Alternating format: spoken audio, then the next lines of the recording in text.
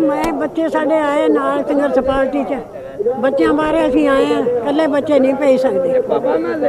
इस उम्र ਦੇ ਵਿੱਚ ਬਜ਼ੁਰਗਾਂ ਨੂੰ ਹੁੰਦਾ ਵੀ ਘਰ ਦੇ ਵਿੱਚ ਆਰਾਮ ਕਰੀਏ, ਪਰ ਤੁਹਾਨੂੰ ਇਸ ਉਮਰ 'ਚ ਆ ਕੇ ਸੜਕਾਂ ਤੇ ਬਹਿਣਾ ਪੈ ਰਿਹਾ। ਬੱਚਾ ਜੋ ਬੱਚੇ ਸਾਡੇ ਰੋਲਦੇ ਫਿਰਦੇ ਆ ਤਾਂ ਅਸੀਂ ਮਾਵਾਂ ਨੇ ਘਰ ਬਹਿ ਕੇ ਕਰਨਾ, ਮਾਵਾਂ ਦਾ ਨਾਲ ਜ਼ਰੂਰੀ ਹੋਣਾ ਚਾਹੀਦਾ। ਮੇਰਾ ਵੇਖੋ ਪਤੀ ਆ, ਉਹਨੂੰ ਤਾਮਾ ਪੱਤਰ ਮਿਲਿਆ ਇੰਦਰਾ ਵੱਲੋਂ, ਲੜਾਈ ਲੜੇ ਸੀ ਜੰਗ ਦੀ, ਪਰ ਮਿਲਿਆ ਕੁਛ ਨਹੀਂ। ਤੁਹਾਡੀ ਉਮਰ ਕਿੰਨੀ ਹੈ? ਮੇਰੀ 80 ਸਾਲ ਹੈ। ਤਾਂ 80 ਸਾਲ ਦੀ ਇਹ ਸਾਡੇ ਮਾਤਾ ਜੀ ਜਿਹੜੇ ਇੱਥੇ ਬੈਠੇ ਹੋਏ ਨੇ, ਹੋਰ ਵੀ ਬਜ਼ੁਰਗ। ਤੁਸੀਂ ਕਿਹੜੇ ਪਿੰਡੋਂ ਆਏ ਹੋ ਔਰ ਕੀ ਕਹਿਣਾ ਚਾਹੁੰਦੇ ਅੱਜ ਸੜਕਾਂ ਤੇ ਬਹਿਣਾ ਪੈ ਰਿਹਾ ਤੁਹਾਨੂੰ? ਅਸੀਂ ਵਾਹਿਗੁਰੂ ਇਹੋ ਕਹਿਣਾ ਚਾਹੁੰਦੇ ਆ ਕਿ ਜਿਹੜੇ ਕਾਲੇ ਕਾਨੂੰਨ ਆ ਵਾਪਸ ਕੀਤੇ ਜਾਣ। ਇਹ ਤੁਸੀਂ ਦੇਖ ਜੀ ਤਾਂ ਤੁਸੀਂ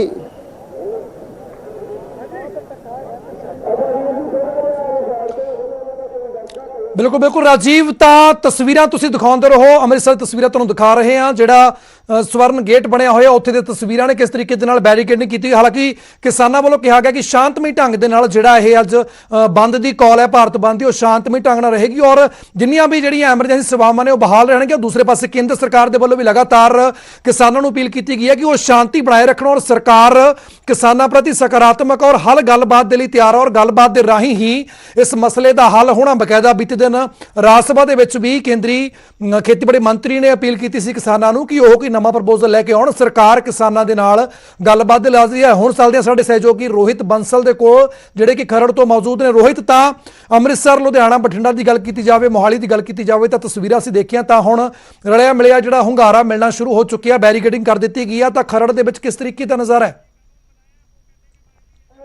जी बिल्कुल भुल्लर, इस वक्त मैं NH5 ते खड़ा हां। तुसीं तस्वीरां जरिए देख सकते हो कि जिहड़ा इधरले एरिए तो बिल्कुल सड़क तुहानूं सुनी नज़र आ रही होएगी और महिलावां इस प्रदर्शन दे विच हिस्सा लै रहीआं ने। जे NH5 की मैं गल करां तां इह फिरोजपुर तो लैके पंजाब, हरियाणा, हिमाचल और चंडीगढ़ नूं आपस विच जोड़दा हैगा। लुधियाना मोगा जगराऊं दे रास्ते हुंदा होया मोहाली, चंडीगढ़, इस तो अगे कालका, शिमला, ठियोग, जिहड़ा पूरा ये रास्ता है ये NH5 है और NH5 नूं जिहड़ा खरड़ तो अगे जाके जिथे चंडीगढ़ यूनिवर्सिटी आउंदी है उस एरिए तो ब्लॉक कर दिता गया है। तुसीं देख सकते हो पूरी सड़क सुन्नी पई हुई है और दूजे पासे जिहड़ा टोल प्लाजा है इस सड़क के उपर जिहड़ा टोल प्लाजा उस टोल प्लाजे के उपर पूरी बैरीगेटिंग की गई है। किसानों वालों जिहड़ियां तमाम गड्डियां उन्हां नूं रोक दिता गया है, उन्हां गड्डियां नूं रोकिया गया है और किसी भी एमरजेंसी सेवा नूं कहा गया कि एमरजेंसी सेवा लगातार चलती रहेगी। गल करिए अज दे इस प्रदर्शन की, 12 तो लैके 3 बजे तक करीब 3 घंटे तक जिहड़ा पूरा रोड है यह ब्लॉक रखे जाएंगे। ऑल ओवर इंडिया दे विच चक्का जाम का एक ऐलान किया गया सी, उस ऐलान के तहत अज किया जा रहा है और कहा जा रहा है कि 3 बजे 1 मिनट के लिए तमाम जिहड़ियां गड्डियां ने वो हॉर्न बजा के जिहड़ा इसका समर्थन करनगियां। और इस तो इलावा किसान आगू पहुंच गए ने। सरकार लगातार दावा कर रही है कि किसान सानू प्रपोजल भेजन, पर दूजे पासे किसान कह रहे हैं कि प्रपोजल असी नहीं, प्रपोजल सरकार भेजे। कल दी जे राज सभा की भी गल की जाए तो राज सभा भी असी देखा कि जिहड़े केंद्रीय खेतीबाड़ी मंत्री उन्होंने कहा गया कि कानून फायदे लिए, एक बार फिर फायदे गिनाए गए। करीब 11 दौर की मीटिंग हो चुकी है और 11 दौर की मीटिंग तो बाद एक जिहड़ा डेडलॉक है, एक डेडलॉक जिहड़ा किते ना किते बन गया। उस तो बाद ना तो केंद्र सरकार वालों कोई सद्दा भेजा जा रहा है और ना ही किसानों वालों भेजा जा रहा है। सरकार जिथे कह रही है कि सरकार कह रही है कि किसान एक सद्दा पत्र भेजन, किसान अपना प्रपोजल भेजन, उस प्रपोजल ते विचार किया जाएगा। पर दूजे पासे गल की जाए किसानों की तो किसान कह रहे हैं कि प्रपोजल सरकार वालों होना चाहिए, क्योंकि गलबात है जिहड़ी सरकार ने करनी है, किसानों ने नहीं। सरकार ने इस चीज़ का हल करना है, सरकार ने कानून तैयार किए, इसलिए जिहड़ा प्रपोजल है वो भी सरकार वालों ही होना चाहिए। क्योंकि जिन्नियां भी हुण तक मीटिंगां होईयां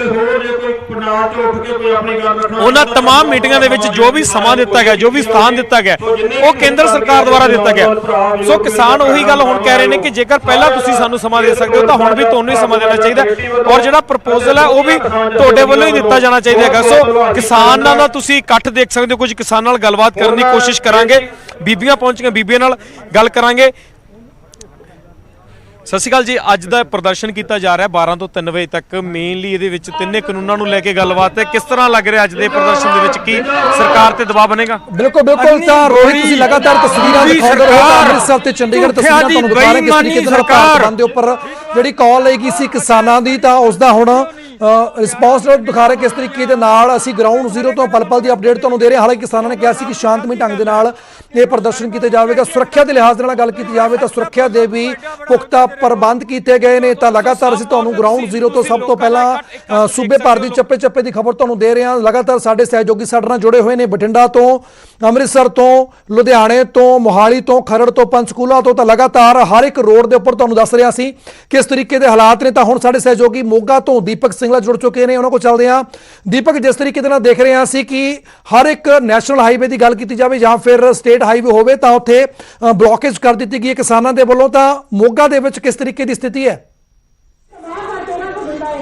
ਪੁੱਲਰ ਅਗਰ ਮੋਗਾ ਦੀ ਗੱਲ ਕੀਤੀ ਜਾਵੇ ਤਾਂ ਮੋਗਾ ਦੇ ਵਿੱਚ ਜਿਹੜੇ ਹਜ਼ਾਰਾਂ ਕਿਸਾਨ ਹੈ ਉਹ ਮੋਗਾ ਕੋਟਕਪੂਰਾ ਰੋਡ ਤੇ ਟੋਲ ਪਲਾਜ਼ਾ ਤੇ ਬੈਠ ਗਏ ਨੇ ਔਰ ਸਟੇਟ ਹਾਈਵੇ ਜਿਹੜਾ ਇਹ ਬਿਲਕੁਲ ਜਾਮ ਕਰ ਦਿੱਤਾ ਗਿਆ ਹੈ। ਤੁਸੀਂ ਦੇਖ ਸਕਦੇ ਹੋ ਕਿ ਹਜ਼ਾਰਾਂ ਦੀ ਗਿਣਤੀ ਦੇ ਵਿੱਚ ਕਿਸਾਨ ਹੈ, ਬਜ਼ੁਰਗ ਹੈ, ਬੀਬੀਆਂ ਉਹ ਪਹੁੰਚੇ ਹੋਏ ਨੇ ਔਰ ਰੋਡ ਜਾਮ ਕੀਤਾ ਹੋਇਆ। 12 ਵਜੇ ਤੋਂ ਲੈ ਕੇ 3 ਵਜੇ ਤੱਕ ਪੂਰੇ ਸੂਬੇ ਭਰ ਦੇ ਵਿੱਚ ਚੱਕਾ ਜਾਮ ਕੀਤਾ ਹੋਇਆ। ਚਾਹੇ ਅਲੱਗ-ਅਲੱਗ ਜ਼ਿਲ੍ਹਿਆਂ ਦੀ ਗੱਲ ਕੀਤੀ ਜਾਵੇ ਤੇ ਚਾਹੇ ਅਲੱਗ-ਅਲੱਗ ਸਟੇਟ ਹਾਈਵੇ ਦੀ ਗੱਲ ਕੀਤੀ ਜਾਵੇ, ਨੈਸ਼ਨਲ ਹਾਈਵੇ ਦੀ ਗੱਲ ਕੀਤੀ ਜਾਵੇ, ਕਿਸਾਨ ਲਗਾਤਾਰ ਖੇਤੀ ਕਾਨੂੰਨਾਂ ਨੂੰ ਲੈ ਕੇ ਧਰਨੇ ਤੇ ਬੈਠੇ ਨੇ। ਚੱਕਾ ਜਾਮ ਕੀਤਾ ਗਿਆ 12 ਵਜੇ ਤੋਂ ਲੈ ਕੇ 3 ਵਜੇ ਤੱਕ। ਤੁਸੀਂ ਸਾਫ਼ ਦੇਖ ਸਕਦੇ ਹੋ, ਮੈਂ ਕੈਮਰਾਮੈਨ ਨੂੰ ਕਹੂੰਗਾ ਤਸਵੀਰਾਂ ਦਿਖਾਣ, ਕਿਉਂਕਿ ਜਿੱਥੇ ਤੱਕ ਸਾਡੀ ਨਜ਼ਰ ਜਾਂਦੀ ਹੈ ਕਿਸਾਨ ਹੀ ਕਿਸਾਨ ਨਜ਼ਰ ਆ ਰਹੇ ਹੈ। ਖੇਤੀ ਕਾਨੂੰਨਾਂ ਦੇ ਵਿਰੋਧ ਦੇ ਵਿੱਚ ਲਗਾਤਾਰ ਪੁੱਲਰ ਕਿਸਾਨ ਵਿਰੋਧ ਕਰ ਰਹੇ ਨੇ ਔਰ ਮੰਗ ਇੱਕੋ ਹੀ ਹੈ, ਜਦ ਤੱਕ ਖੇਤੀ ਕਾਨੂੰਨ ਰੱਦ ਨਹੀਂ ਹੁੰਦੇ ਉਨੀ ਦੇਰ ਤੱਕ ਕਿਸਾਨ ਪਿੱਛੇ ਨਹੀਂ ਹਟਣਗੇ।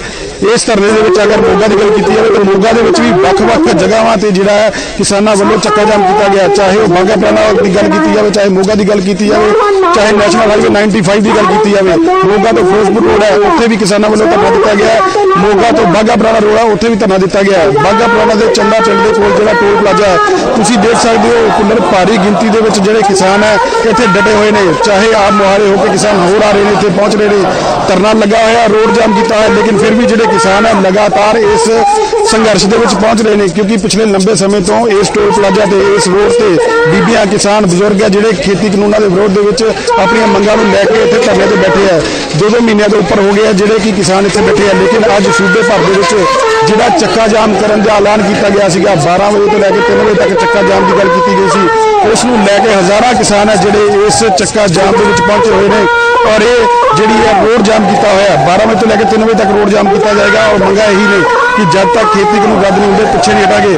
ਪੁੱਲਰ ਇੱਕ ਹੋਰ ਗੱਲ ਦੱਸਣਾ ਚਾਹਾਂਗਾ ਕਿ ਜਿਸ ਤਰ੍ਹਾਂ ਕਿਸਾਨ ਲਗਾਤਾਰ ਸ਼ਾਂਤਮਈ ਧਰਨੇ 'ਚ ਬੈਠੇ ਆ, ਇੱਥੇ ਇਹ ਵੀ ਅਨਾਉਂਸਮੈਂਟ ਕੀਤੀ ਗਈ ਹੈ ਕਿ ਕੋਈ ਕੁਝ ਸ਼ਰਾਰਤੀ ਲੋਕ ਹੈ ਜਿਹੜੇ ਇੱਥੇ ਮਾਹੌਲ ਖਰਾਬ ਕਰ ਸਕਦੇ ਨੇ, ਜਿਨ੍ਹਾਂ ਕੋਲੋਂ ਕੁਝ ਮੇਖਾਂ ਵੀ ਲੱਭੀਆਂ, ਮੇਖਾਂ ਵੀ ਸੜਕਾਂ ਤੇ ਵਿਛਾ ਰਹੇ ਨੇ, ਕੁਝ ਗੋਲੀਆਂ ਵੀ ਇਹਨਾਂ ਨੂੰ ਮਿਲੀਆਂ, ਉਹ ਵੀ ਕਿਸਾਨਾਂ ਨੂੰ ਚੇਤਾਇਆ ਜਾ ਰਿਹਾ ਹੈ, ਚੇਤਾਵਨੀ ਦਿੱਤੀ ਜਾ ਰਹੀ ਹੈ ਕਿ ਇਹਨਾਂ ਸ਼ਰਾਰਤੀ ਅੰਸਰਾਂ ਤੋਂ ਧਿਆਨ ਰੱਖਿਆ ਜਾਵੇ, ਕਿਉਂਕਿ ਕਿਸਾਨ ਹੈ ਲਗਾਤਾਰ ਸ਼ਾਂਤਮਈ ਤਰੀਕੇ ਦੇ ਨਾਲ ਪ੍ਰਦਰਸ਼ਨ ਕਰ ਰਹੇ ਹੈ, ਕੋਈ ਵੀ ਮਾਹੌਲ ਖਰਾਬ ਨਾ ਕੀਤਾ ਜਾਵੇ ਉਸ ਦੀ ਗੱਲ ਕੀਤੀ ਜਾ ਰਹੀ ਹੈ। ਕੈਮਰਾਮੈਨ ਨੂੰ ਕਹੂੰਗਾ ਜਿਹੜੇ ਕਿਸਾਨ ਹੈ ਧਰਨੇ ਤੇ ਬੈਠੇ ਆ, ਨਾਅਰੇਬਾਜ਼ੀ ਕਰ ਰਹੇ ਆ, ਬੀਬੀਆਂ ਬੈਠੀਆਂ, ਉਹਨਾਂ ਦੀ ਤਸਵੀਰਾਂ ਦਿਖਾਈਆਂ ਜਾਣ ਕਿ ਕਿਸ ਤਰ੍ਹਾਂ ਕਿਸਾਨ ਆਪ ਮੁਹਾਰੇ ਹੋ ਕੇ ਇਸ ਰੋਸ ਪ੍ਰਦਰਸ਼ਨ ਦੇ ਵਿੱਚ, ਇਸ ਚੱਕਾ ਜਾਮ ਦੇ ਵਿੱਚ ਬੈਠੇ ਹੈ। ਉਧਰ ਵੀ ਕਹੂੰਗਾ ਕਿਸਾਨ ਹਜੇ ਵੀ ਜਿਹੜੇ ਨੌਜਵਾਨ ਕਿਸਾਨ ਹੈ ਮੇਰੇ ਵੀਰ, ਉਹ ਵੀ ਹਜੇ ਆ ਰਹੇ ਆ ਇਸ ਧਰਨੇ ਦੇ ਵਿੱਚ, ਇਸ ਜਿਹੜਾ ਚੱਕਾ ਜਾਮ ਦੇ ਵਿੱਚ ਸ਼ਾਮਲ ਹੋਣ ਲਈ। ਪੁੱਲਰ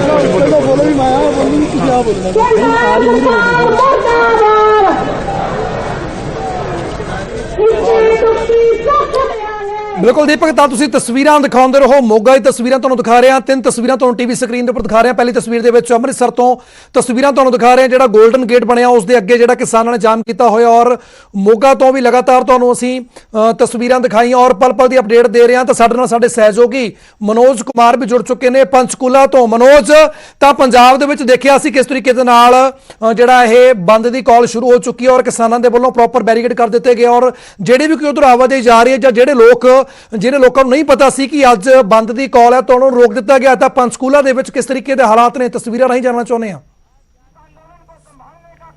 जी बिल्कुल बुलर, देखिए इस वक्त मैं पंचकुला में हूँ। ये पंचकुला और यमुनानगर नेशनल हाईवे नंबर 73 है और जलौली टोल प्लाजा पर इस वक्त हम हैं और देखिए किस तरीके से यहाँ जो टोल प्लाजा है इसके दोनों तरफ किसानों ने चक्का जाम कर दिया है। चाहे जो वाहन पंचकुला से यमुनानगर और उत्तर प्रदेश के सहारनपुर जाने वाले हों या फिर यमुनानगर से पंचकुला की तरफ आने वाले हों, उनको रोक दिया गया। और देखिए ये जो ट्रैक्टर है मैं आपको दिखाना चाहूँगा, किसानों ने अपने जो ट्रैक्टर हैं जो साथ वो लेकर आए थे वो उन्होंने हाईवे के बीचों बीच लगा दिए हैं और उनके पीछे आप देखेंगे कि जो वाहनों की कतार है, बड़े बड़े ट्रक्स हैं, डंपर्स हैं, वो आना शुरू हो गए हैं। हालांकि चक्का जाम का ऐलान पहले ही किसानों ने कर दिया था, तो उसको देखते हुए कुछ रूट डाइवर्ट जरूर किए हैं प्रशासन ने।